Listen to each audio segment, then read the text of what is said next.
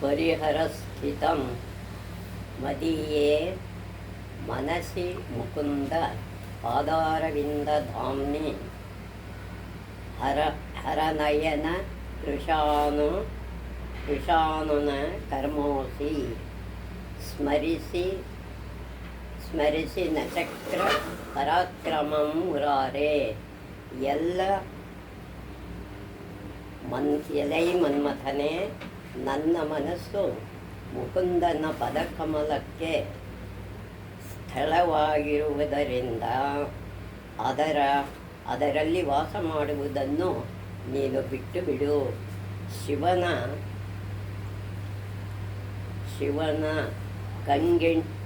ಕಂಗೆಂಡದಿಂದ ಅನಂಗನಾಗಿದ್ದೀಯೇ. ಆದರೂ ಮುರವೈರಿಯಾದ ಶ್ರೀಕೃಷ್ಣನ ಚಕ್ರದ ಪರಾಕ್ರಮವ ನೆನಪಿಗೆ ತಂದುಕೊಳ್ಳದಿರುವೆಯಲ್ಲ ಅಂತ ಕುಲಶೇಖರರು ಹೇಳಿದ್ದಾರೆ. ಏನಂದರೆ ಎಲೈ ಮನ್ಮಥನೆ ಅಂದರೆ ಕೃಷ್ಣನ ಮಗದ ಮನ್ಮಥದ ಒಬ್ಬ ದೇವತೆ. ಅದನ್ನು ನನ್ನ ಮನಸ್ಸು ಮುಕುಂದನ ಪಾದಕಮಲದಲ್ಲಿದೆ. ಅದಕ್ಕೆ ಅದು ಪಾದಕಮಲದಲ್ಲಿ ನನ್ನ ಮನಸ್ಸು ಸ್ಥಳವಾಗಿಟ್ಕೊಂಡಿದೆ. ಅದರಲ್ಲಿ ವಾಸ ಮಾಡುವುದನ್ನು ನೀನು ಬಿಟ್ಟುಬಿಡು. ನನಗೆ ಮನ್ಮಥನ ಬಾಧೆ ಕೊಡಬೇಡ. ಕೊಟ್ಟರೆ ನಾನು ಅದನ್ನು ಉಪೇಕ್ಷೆ ಮಾಡ್ತೀನಿ ಅಂತ ಹೇಳ್ತಾರೆ. ಶಿವನ ಕಣ್ಣಿನ ಕೆಂಡದಿಂದ ನೀನು ಅನಂಗನಾಗ್ಬಿಟ್ಟಿದೀಯ. ನೀನು ಇರೋದು ಯಾರಿಗೂ ಗೊತ್ತಾಗಲ್ಲ. ಆದರೂ ಮುರವೈರಿಯನ್ನು ಸಂಹರಿಸಿದಂಥ ಶ್ರೀಕೃಷ್ಣನ ಚಕ್ರದ ಪರಾಕ್ರಮವ ನೆನಪಿಗೆ ತಂದುಕೊಳ್ಳದಿರುವೆಯಲ್ಲ. ಅವನೆಂಥ ಪರಾಕ್ರಮಿ ಅನ್ನೋದನ್ನು ನೀನು ಮನಸ್ಸಿಗೆ ತಂದುಕೊಳ್ಳಿಲ್ವಲ್ಲ. ತತ್ವಂ ಬ್ರುವಾಣಾನಿ ಪರಸ್ಮಾತ್ ಮಧುಕ್ಷರಂತಿವ ಸತಾಂ ಫಲಾನಿ ಪ್ರಾವರ್ತ್ಯೆ ಪ್ರಾಂಜಲಿ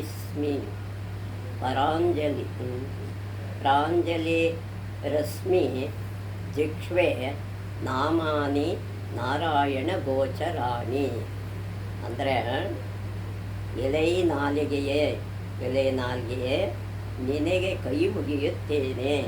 ನಿನಗೆ ಕೈ ಮುಗಿದು ಕೇಳ್ಕೊತೀನಿ.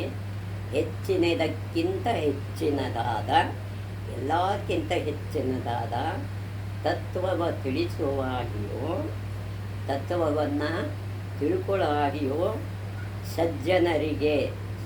ಒಳ್ಳೆಯ ಜನಗಳಿಗೆ ಎಲ್ಲ ದೇವರನ್ನು ಅರ್ಥ ಮಾಡ್ಕೊಂಡಿರೋರಿಗೆ ಜೇನುತುಪ್ಪವ ಸುರಿಸುವ ಫಲಗಳಾಗಿಯೋ ಜೇನುತುಪ್ಪ ಎಷ್ಟು ರುಚಿ ಇರುತ್ತೋ ಆ ಒಂದು ಫಲದ ರೀತಿಯಲ್ಲಿ ಇರುವ ನಾರಾಯಣನ ವಿಷಯವಾದ ನಾಮಗಳನ್ನೇ ಜಪಿಸುತ್ತಿರೋ. ಈ ನಾಮಗಳನ್ನೇ ನೀನು ಜಪಿಸ್ತಾ ಇರು ಅಂತ ರಾಜಶೇಖರ ಕುಲ ಆಳ್ವಾರ್ ಇದನ್ನು ಕೇಳ್ಕೊತಾ ಇದ್ದಾರೆ. ಮುಂದೆ ಇದನ್ನು ವೀಕ್ಷಕರೇ, ನೀವು ನಮ್ಮ ಕಾರ್ಯಕ್ರಮ ನೋಡಿ ನಮಗೆಲ್ಲ ಆಶೀರ್ವಾದ ಮಾಡಿ, ನೀವು ಸಬ್ಸ್ಕ್ರೈಬ್ ಆಗಿ ನಿಮ್ಮ ಕಡೆಯವರೆಗೂ ಹೇಳಿ ನಮ್ಮನ್ನು ಆಶೀರ್ವದಿಸ್ತೀರಿ ಅಂತ ನಾವು ಭಾವಿಸ್ತೇವೆ. ಇದುವರೆಗೂ ಮಾಡಿದ್ದೀರಾ, ಮುಂದೇನೋ ಮಾಡ್ತೀರಿ ಅನ್ನೋ ಭರವಸೆ ನಮಗೆ ಇದೆ. ಮುಂದೆಂದು ಮುಂದಿನ ಪುಸ್ತಕ ವಿಷಯ ನೋಡುವ.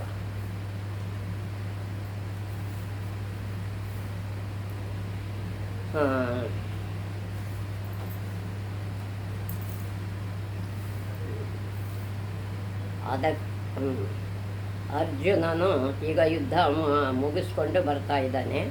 ಮೊದಲಿನಂತೆಯೇ ಉತ್ತರನ ರಥದಲ್ಲಿ ಕುಳ್ಳಿರಿಸಿ ಉತ್ತರನನ್ನು ರಥದಲ್ಲಿ ಕೂರಿಸಿ ತಾನು ಬೃಹನ್ನಳೆಯ ವೇಷದಲ್ಲಿ ಸಾರಥ್ಯ ಮಾಡುತ್ತಿದ್ದನು. ಉತ್ತರನನ್ನು ರಥದಲ್ಲಿ ಕೂರಿಸಿದ್ದಾನೆ, ತಾನು ಸಾರಥ್ಯ ಮಾಡಿಕೊಂಡು ಅರಮನೆ ಕಡೆಗೆ ಅರ್ಜುನ ಬರ್ತಾ ಇದ್ದಾನೆ. ತ್ರಿಗರ್ತರ ಸೋಲಿಸಿ ಅಲ್ಲಿಂದಲೂ ಹಸುಗಳ ಬಿಡಿಸಿಕೊಂಡು ಬಂದ ವಿರಾಟನು ಪಾಂಡವರೊಡನೆ ವಿಜಯದ ನಗೆಯೊಂದಿಗೆ ನಗರವ ಪ್ರವೇಶಿಸಿದನು.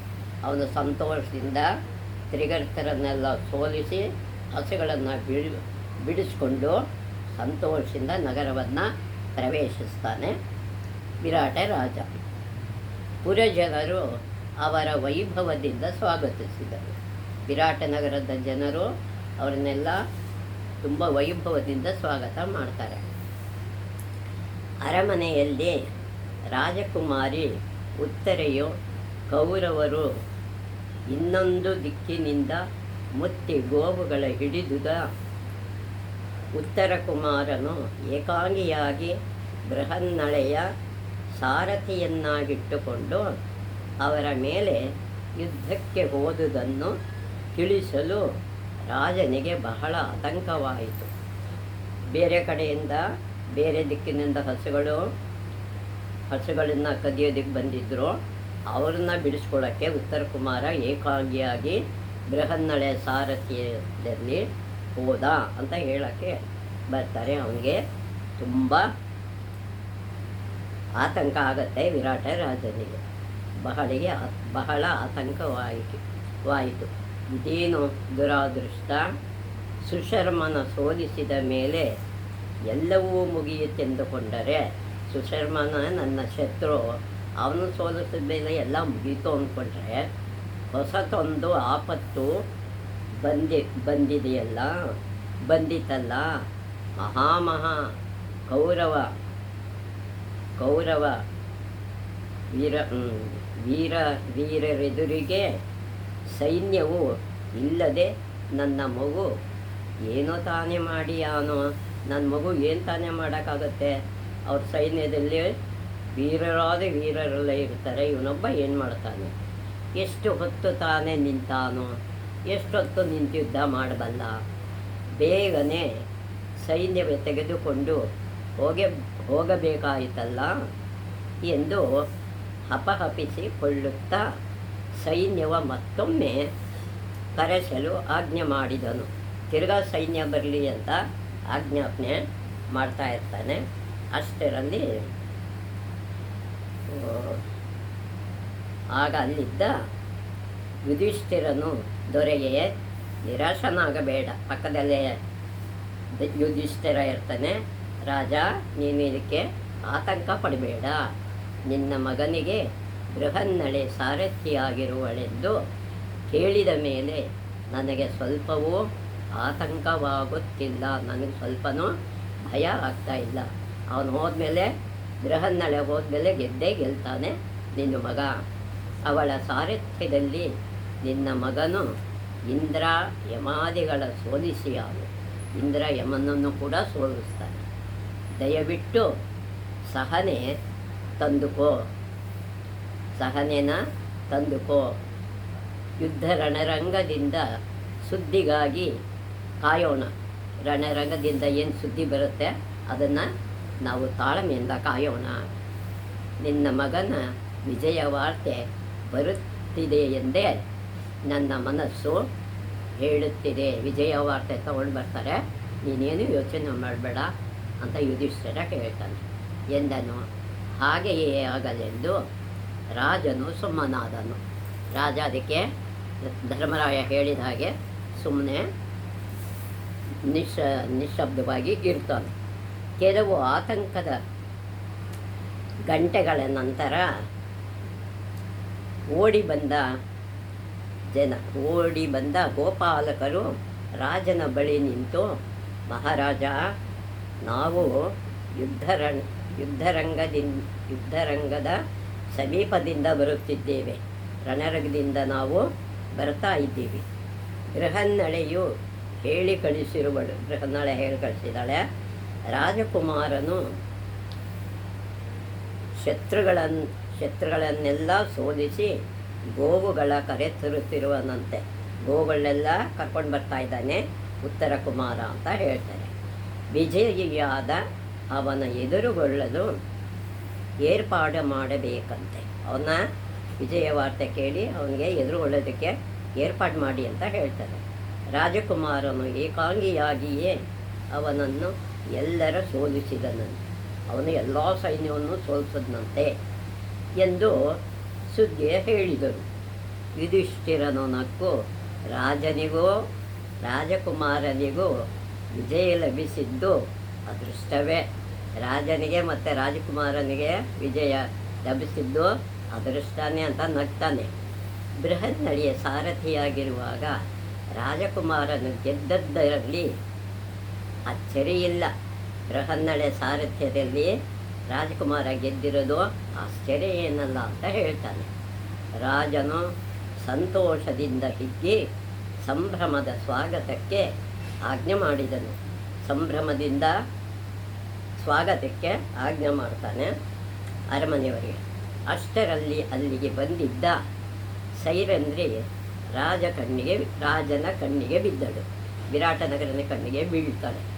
ಸೈರಂಧ್ರಿ ಪಗಡೆಯ ತೆಗೆದುಕೊಂಡು ಬಾ, ಪಗಡೆ ದಾಳಗಳನ್ನು ತಗೊಂಡು ಬಾ, ನನಗೆ ತುಂಬ ಸಂತೋಷವಾಗಿದೆ, ನಾವಿಬ್ಬರು ಆಡುತ್ತೇವೆ, ನಾನು ಯುಧಿಷ್ಠಿರ ಅಂದರೆ ಗಂಗಭಟ್ಟ ಇಬ್ಬರು ಆಟ ಆಡ್ತೀವಿ, ಪಗಡೆಯನ್ನು ತಗೊಂಡು ಬಾ ಅಂತ ಹೇಳ್ತಾನೆ ಎಂದು ಯುಧಿಷ್ಠಿರನ ಕಡೆಗೆ ನೋಡಿದನು. ಯುಧಿಷ್ಠಿರನ ಕಡೆಗೆ ನೋಡ್ತಾನೆ. ಯುಧಿಷ್ಠಿರನು ನನ್ನ ಮಾತು ಕೇಳುವುದಾದರೆ ನಾನು ಮಾತು ಹೇಳ್ತೀನಿ, ನನ್ನ ಮಾತು ಕೇಳೋದಾದರೆ ಈಗ ಆಡುವುದು ಬೇಡ, ಈಗ ಆಡೋದು ಬೇಡ, ಮನಸ್ಸು ಸರಿ ಇಲ್ಲ ಅಂತಾನೆ.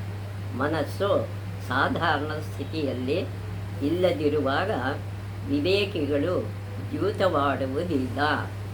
ಮನಸ್ಸು ಸರಿ ಇಲ್ಲದೆ ಇದ್ದಾಗ ಯಾವ ಆಟನೂ ಆಡಬಾರ್ದು ಅಂತ ಹೇಳ್ತಾನೆ ಎಂದು ಬಗೆಯಲ್ಲಿ ನಿವಾರಿಸಲೆತ್ನಿಸಿದರೂ ಅದನ್ನು ಬೇಡ ಅಂತ ಹೇಳೋಕ್ಕೆ ಎಷ್ಟು ಪ್ರಯತ್ನಪಟ್ಟರು ರಾಜನು ತುಂಬ ಒತ್ತಾಯಿಸಿದುದರಿಂದ ಆಡುವುದಕ್ಕೆ ಕುಳಿತನು.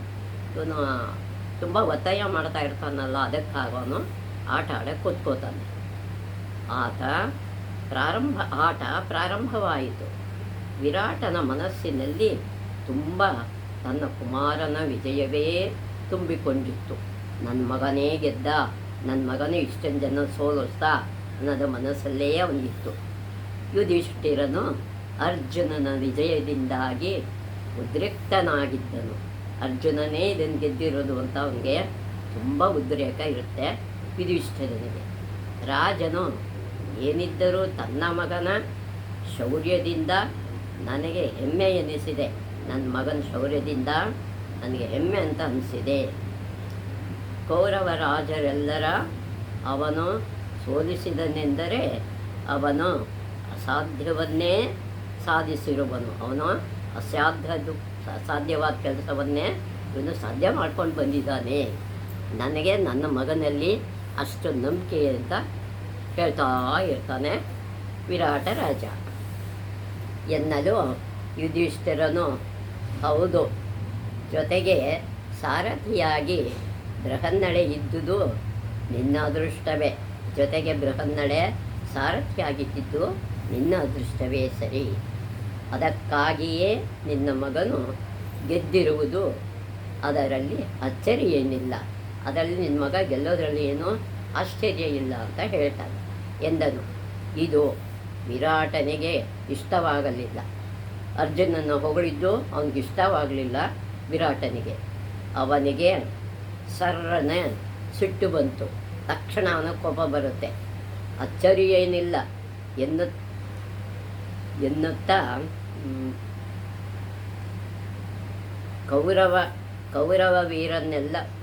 ಕೌರವರನ್ನೆಲ್ಲ ಒಬ್ಬನೇ ಸೋಲಿಸಿರುವುದು ಅಚ್ಚರಿಯಲ್ಲವೇ? ನನ್ನ ಮಗ ಒಬ್ಬನೇ ಸೋಲಿಸಿರೋದು ಕೌರವ ಇದಕ್ಕೆಲ್ಲ ನಿಮಗೆ ಆಶ್ಚರ್ಯನಾ? ನನ್ನ ಮಗನೇ ಸೋಲಿಸಿರೋದು ಅಂತ ಅವನು ಅಹಂಕಾರ ಪಡ್ತಾ ಇದ್ದಾನೆ. ಅದೊಂದು ದೊಡ್ಡ ಸಂಗತಿಯೇ. ಆ ನಪುಂಸಕನನ್ನು ನೀನು ದೊಡ್ಡದಾಗಿ ಹೊಗಳುತ್ತಿ, ಆ ನಪುಂಸಕನನ್ನು ನೀನು ಏನು ಹೆಚ್ಚಾಗಿ ಹೊಗಳ್ತಾ ಇದೆಯಲ್ಲ. ಹೊಗಳಿಕೆ ಸಲ್ಲಬೇಕಾದುದು ವೀರನಾದ ನನ್ನ ಮಗನಿಗೆ. ಏನೋ ಅವನಿಗೆ ವೀರಾದಿ ವೀರ ಅನ್ನೋ ಹೆಸರೆಲ್ಲ ಬಂದಿರೋದು ಅವನಿಗೆ ಹೆಸರು ಕೀರ್ತಿ ಸಲ್ಲಬೇಕು ನನ್ನ ಮಗನಿಗೆ ಅಂತ ಹೇಳ್ತಾಳೆ. ಅವನಿಗಿಲ್ಲ ಅವನಿಗಿಲ್ಲ ಅವನಿಗಲ್ಲ, ಹೇಗೆ ಬೃಹನ್ನಳೆಗಲ್ಲ, ನನ್ನ ಮಗನಿಗೆ ಬರಬೇಕು. ಮೊದಲನೆಯ ಬಾರಿ ಎಂದು ಕ್ಷಮಿಸಿದ್ದೇನೆ. ಮೊದಲನೇ ಬಾರಿ ಈ ಮಾತು ಹೇಳಿದ್ಯಂತ ನಾನು ಕ್ಷಮಿಸಿದ್ದೀನಿ. ನನ್ನ ಇನ್ನು ಮುಂದೆ ಕೆಣಕಬೇಡ, ನನ್ನ ಕೋಪಕ್ಕೆ ನೀನು ಗುರಿ ಆಗಬೇಡ, ಇನ್ನೊಂದ್ಸಲ ಈ ಮಾತು ಹೇಳಬೇಡ ಅಂತಾನೆ ಎಂದನು. ಯುಧಿಷ್ಠಿರನು, ರಾಜ, ಸತ್ಯವು ಕೇಳುವುದಕ್ಕೆ ಯಾವಾಗಲೂ ಹಿತವಾಗಿರುವುದಿಲ್ಲ. ಯಾವಾಗಲೂ ಸತ್ಯ ಯಾವತ್ತೂ ಕಹಿಗಿರುತ್ತಪ್ಪ. ಏನಾಗಿರಬಹುದೆಂದು ನಾನು ಹೇಳುತ್ತೇನೆ. ಏನಾಗಿದೆ ಅಂತ ನಾನು ಹೇಳ್ತೀನಿ, ಕೇಳು. ಬೃಹನ್ನಳೆಯೇ ಗೆದ್ದಿರುವುದು. ನಿನ್ನ ಮಗನೇ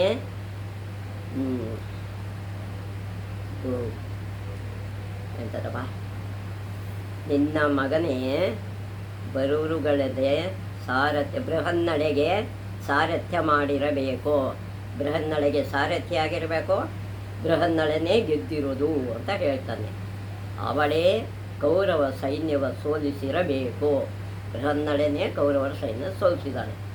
ದೇವತೆಗಳು ಎದುರಿಸಲಾರದ ಆ ಸೈನ್ಯವ ಬಾಲಕನಾದ ನಿನ್ನ ಮಗ ಹೇಗೆ ಸೋಲಿಸುತ್ತಾನೆ? ಬಾಲಕನಾದ ನಿನ್ನ ಮಗನಿಂದ ಆ ಸೈನ್ಯ ಸೋಲಿಸೋಕ್ಕೆ ಸಾಧ್ಯವೇ?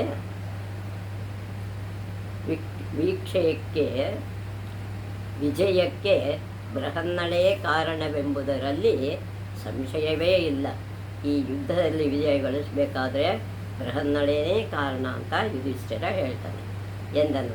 ರಾಜನಿಗೆ ಈಗ ಕೋಪ ಮೇರೆ ಮೀರಿತು. ಕೋಪ ನತ್ತಿಗೇರುತ್ತೆ. ದಾಳಗಳ ತೆಗೆದುಕೊಂಡು ಯುಧಿಷ್ಠಿರನಿಗೆ ಬಲವಾಗಿ ಹೊಡೆದನು. ಯುಧಿಷ್ಠಿರನ ಬಲವಾಗಿ ಆ ಹಣೆಗೆ ಹೊಡಿತಾನೆ. ಆ ಪಗಡೆಯ ದಾಳದಿಂದ ಅವನಿಗೆ ಹಣೆಯಲ್ಲಿ ಗಾಯವಾಗಿ ರಕ್ತವು ಒಸರತೊಡಗಿತು. ರಕ್ತ ಸುರಿಯೋಕ್ಕೆ ಆರಂಭವಾಗುತ್ತೆ. ರಕ್ತವ ಭೂಮಿಗೆ ಬೀಳದಂತೆ ಯುಧಿಷ್ಠಿರನು ಅದನ್ನು ಬೊಗಸೆಯಲ್ಲಿ ಹಿಡಿದನು. ಅವನ ರಕ್ತ ಕೆಳಗೆ ಬಿದ್ದರೆ ಅಲ್ಲಿ ನಾಶ ಆಗುತ್ತೆ. ಅದಕ್ಕಾಗಿ ತನ್ನ ಬೊಗಸೆಯಲ್ಲಿ ಕೈಯಿಂದ ಹಿಂಗೆ ಹಿಡಿತಾನೆ, ಕೆಳಗೆ ಬೀಳದೇ ಇರೋಕ್ಕೆ. ನೋವಿನಿಂದ ಸೈರಂಧ್ರಿಯ ಕಡೆ ನೋಡಲು ಅವಳು ಬಂಗಾರದ ಪಾತ್ರೆಯಲ್ಲಿ ನೀರನ್ನು ತಂದು ಗಾಯವ ತೊಳೆದು ಒರೆಸಿದಳು. ಬಂಗಾರದ ಪಾತ್ರೆಯಲ್ಲಿ ನೀರನ್ನು ತಂದು ಆ ರಕ್ತ ಎಲ್ಲ ಒರೆಸ್ತಾಳೆ. ಅಷ್ಟರಲ್ಲಿ ವಿರಾಟನಿಗೆ ಅವಳು ಮಾಡುತ್ತಿದ್ದುದು ಕಂಡಿತು. ಅವಳು ಸೇವೆ ಮಾಡ್ತಾ ಇರೋದು ಕಾಣುತ್ತೆ. ಅದಕ್ಕೆ ಅವಾಗ ಕೇಳ್ತಾನೆ, ಸೈರಂಧ್ರಿ, ನೀನೇಕೆ ಈ ಮೂರ್ಖ ಬ್ರಾಹ್ಮಣನ ಗಾಯವ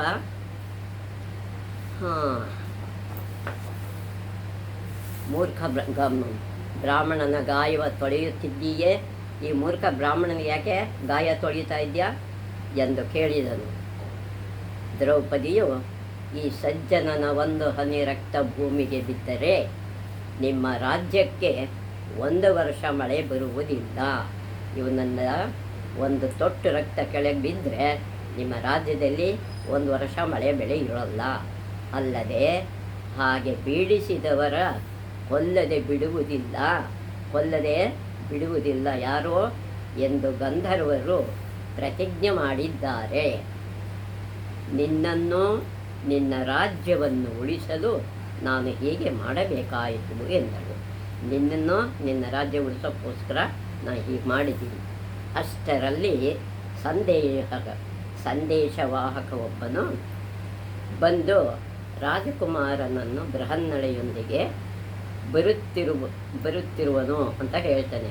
ಬೃಹನ್ನಳೆ, ಉತ್ತರ ಕುಮಾರ ಇಬ್ಬರು ಬರ್ತಾ ಇದ್ದಾರೆ ಎಂದು ಹೇಳಿದನು. ಯುಧಿಷ್ಠಿರನು ಅವನ ಹತ್ತಿರಕ್ಕೆ ಕರೆದು, ಗೊತ್ತಾಗಿ ಈಗ ರಾಜಕುಮಾರನೊಬ್ಬನು ಮಾತ್ರ ಆಸ್ಥಾನಕ್ಕೆ ಬರಲಿ. ರಾಜಕುಮಾರನ ಮಾತ್ರ ಒಬ್ಬನೇ ಬರಲಿ. ಬೃಹನ್ನಳೆಯು ಸ್ವಲ್ಪ ಹೊತ್ತು ತಡೆದು ಬರಲಿ. ಸ್ವಲ್ಪ ಹೊತ್ತು ಬೃಹನ್ನಳೆ ತಡೆದು ಬರಲಿ ಅಂತ ಹೇಳ್ತಾನೆ ಎಂದು ಹೇಳು. ನೀನು ಹೀಗೆ ಮಾಡಿದೆಯಾದರೆ ಮಾತ್ರ ನಿಮ್ಮ ರಾಜನ ಜೀವ ಉಳಿಯುತ್ತದೆ ಅಂತ ಹೇಳ್ತಾನೆ ಯುಧಿಷ್ಠಿರ ಎಂದು ಹೇಳಿ ಕಳಿಸ್ತಾನೆ. ಅದರಂತೆ ಉತ್ತರ ಕುಮಾರನೊಬ್ಬನು ಬರಲು ರಾಜನು ಅವನನ್ನು ಪ್ರೀತಿಯಿಂದ ಆಲಿಂಗಿಸಿದನು. ವಿರಾಟ ರಾಜ ತನ್ನ ಮಗನ್ನ ಆಲಿಂಗನ ಮಾಡ್ಕೊತಾನೆ. ಯುಧಿಷ್ಠಿರನ ಹಣೆಯ ಗಾಯ ಉತ್ತರನ ದೃಷ್ಟಿಗೆ ಬಿದ್ದಿತು. ಉತ್ತರ ಕುಮಾರನ ದೃಷ್ಟಿಗೆ ಅದು ಬೀಳುತ್ತೆ. ಅವನಿಗೆ ಹೃದಯವೇ ಬಾಯಿಗೆ ಬಂದಂತಾಯಿತು. ಅಯ್ಯೋ, ಅವನಿಗೆ ತುಂಬ ಭಯ ಆಗಿಬಿಡುತ್ತೆ. ಭಯಭೀತನಾದ ಮಾನವರ ಉತ್ತಮೋತ್ತಮನಾದ ಅವನ ಗಾಯಗೊಳಿಸಿದ ಹೇಳಿ ಯಾರು, ಅವನನ್ನು ಗಾಯ ಮಾಡಿದವ್ರು ಯಾರು ಅಂತ ಅವನಿಗೆ ತುಂಬ ಕೋಪ ಬರುತ್ತೆ. ಹಾಗಂತ ಕೇಳ್ತಾನೆ, ಸರ್ಪದ ಬಾಲವ ತುಳಿದವರಾರು, ಸರ್ಪವಾಗಿ ಇರ್ತಕ್ಕಂಥ ಇವನ್ನ ತುಳಿದವರು ಯಾರು ಎಂದು ಕೇಳಲು ವಿರಾಟನು ನಾನೇ ಅವನನ್ನು ಹೊಡೆದಿದ್ದು. ನಿನ್ನ ಶೌರ್ಯವ ಹೊಗಳುವ ಬದಲು ಬೃಹನ್ನಳೆಯ ಹೊಗಳುತ್ತಿದ್ದ, ನಿನ್ನ ಶೌರ್ಯ ಹೊಗಳುವ ಬದಲು ಬೃಹನ್ನಳೆ ಹೊಗಳುತ್ತಿದ್ದ, ಅದಕ್ಕೆ ಹೊಡೆದೆ. ಅವನ ನಾನೇ ದಾಳದಿಂದ ಥಳಿಸಿದೆ, ದಾಳದಿಂದ ನಾನೇ ಹೊಡೆದೆ ಎಂದು. ಉತ್ತರನು, ಅಪ್ಪ, ನೀನೇನು ಮಾಡಿರುವೆ ಎಂಬುದು ನಿನಗೆ ತಿಳಿಯದು, ನೀನೇನು ಮಾಡಿದಿ ಅಂತ ನಿನಗೆ ಗೊತ್ತಿಲ್ಲ. ತಕ್ಷಣ ಅವನ ಕ್ಷಮೆ ಕೇಳಿಕೊ, ಅವರನ್ನು ಕ್ಷಮೆ ಕೇಳು ಎನ್ನಲು ರಾಜನಿಗೆ ಆಶ್ಚರ್ಯವಾಯಿತು. ರಾಜನಿಗೆ ತುಂಬ ಆಶ್ಚರ್ಯವಾಗುತ್ತೆ. ಮಗನನ್ನು ನೋಡಿದ ಸಂತೋಷದಲ್ಲಿ ಕೋಪವು ಶಾಂತವಾಗಿದ್ದುದರಿಂದ ಅವನಿಗೆ ಕೋಪ ಶಾಂತ ಆಗಿರುತ್ತೆ. ಮಗನ ನೋಡಿದ ತಕ್ಷಣ ಯುಧಿಷ್ಠಿರನ ಕ್ಷಮೆ ಯಾಚಿಸಿದನು. ಯುಧಿಷ್ಠಿರನನ್ನು ಕ್ಷಮೆ ಕೇಳ್ತಾನೆ. ಕ್ಷಮೆ ಕೇಳಿ ಅಷ್ಟರಲ್ಲಿ ರಕ್ತ ನಿಂತಿತ್ತು. ಅವನಿಗೆ ಹಣೆಯಿಂದ ರಕ್ತ ನಿಂತಿರುತ್ತೆ. ಯುಧಿಷ್ಠಿರನು, ಮಹಾರಾಜ, ನನಗೇನು ಕೋಪ ಇಲ್ಲ, ನೀನೇನು ಅನ್ಕೋಬೇಡ. ರಕ್ತ ಭೂಮಿಗೆ ಬೀಳದಿದ್ದರಿಂದ ಈಗೇನು ಅಪಾಯವಿಲ್ಲ. ನನ್ನ ರಕ್ತ ಭೂಮಿಗೆ ಬೀಳಲಿಲ್ಲ, ಅದರಿಂದ ಯಾರಿಗೂ ಏನೂ ತೊಂದರೆ ಇಲ್ಲ ಎಂದನು. ರಾಜನಿಗೆ ಯಾರ ನುಡಿಯೂ ಅರ್ಥವಾಗಲಿಲ್ಲ, ಯಾರ ಮಾತು ಅವನಿಗೆ ಅರ್ಥ ಆಗಲಿಲ್ಲ. ಈಗ ಬೃಹನ್ನಳೆಯ ಪ್ರವೇಶವಾಯಿತು. ಈಗ ಅರಮನೆಗೆ ಅರ್ಜುನ ಬರ್ತಾನೆ, ಅಂದರೆ ಬೃಹನ್ನಳೆ. ರಾಜನು ಕುಮಾರನ ಶೌರ್ಯವ ಒಂದೇ ಸಮನೆ ಹೊಗಳುತ್ತಿದ್ದನು. ತನ್ನ ಮಗನ ಶೌರ್ಯವನ್ನು ಹೊಗಳ್ತಾನೇ ಇರ್ತಾನೆ. ಉತ್ತರನಿಗೆ ತಲೆ ಎತ್ತಿ ಅರ್ಜುನನ ನೋಡಲಾಗದಷ್ಟು ಸಂಕೋಚವಾಯಿತು. ಬೃಹನ್ನಳೆ ನೋಡೋಕ್ಕೂ ಅವನಿಗೆ ತುಂಬ ಸಂಕೋಚವಾದ. ಗೆದ್ದವ್ರು ಯಾರೋ, ಹೊಗಳ್ತಾ ಇರೋರು ಯಾರೋ ಅಂದಂಗೆ ಅವನಿಗೆ. ಅವನು, ತಂದೆಯೇ, ದೇವತಾ ಪುರುಷನೊಬ್ಬನ ಸಹಾಯದಿಂದ ನಾನು ಗೆಲ್ಲುವಂತಾಯಿತು. ಒಬ್ಬ ದೇವತಾ ಪುರುಷ ಇದ್ದ, ಅವನ ಸಹಾಯದಿಂದ ನಾನು ಗೆಲ್ಲುವಂತೆ ಆಯಿತು. ಅವನೇ ಎಲ್ಲರನ್ನು ಏಕಾಂಗಿಯಾಗಿ ಸೋಲಿಸಿದನು ಎಂದು ರಣರಂಗದಲ್ಲಿ ನಡೆದುದೆಲ್ಲವ ವಿವರಿಸಿದನು. ಏನೇನು ನಡೀತು ಎಲ್ಲವನ್ನು ಉತ್ತರ ವಿರಾಟನಿಗೆ ಹೇಳ್ತಾನೆ. ರಾಜನು, ನಾನು ಆ ದೇವತೆಯ ನೋಡಿ ಕೃತಜ್ಞತೆ ಹೇಳಬೇಕು. ಆ ದೇವತಾ ಪುರುಷನ ನೋಡಿ ನಾನು ಕೃತಜ್ಞತೆ ಹೇಳಬೇಕು. ನನ್ನ ಮಗಳ ಸಮೇತ ಸರ್ವಸ್ವವ ಅವನಿಗೆ ಧಾರೆ ಎರೆಯುವೆ. ನನ್ನ ಮಗಳ ಸಮೇತ ಎಲ್ಲವನ್ನೂ ಅವನಿಗೆ ಧಾರೆ ಎರಿತೀನಿ. ಅವನು ಕರೆದುಕೊಂಡು ಬಾ ಎನ್ನಲು ಅವನು ಕರ್ಕೊಂಡು ಬಾ ಅಂತ ಹೇಳ್ತಾನೆ. ಕುಮಾರನು ಅವನೀಗ ಅದೃಶ್ಯನಾಗಿರುವನು. ಅವನೀಗ ಅದೃಶ್ಯ ಆಗಿದ್ದಾನೆ.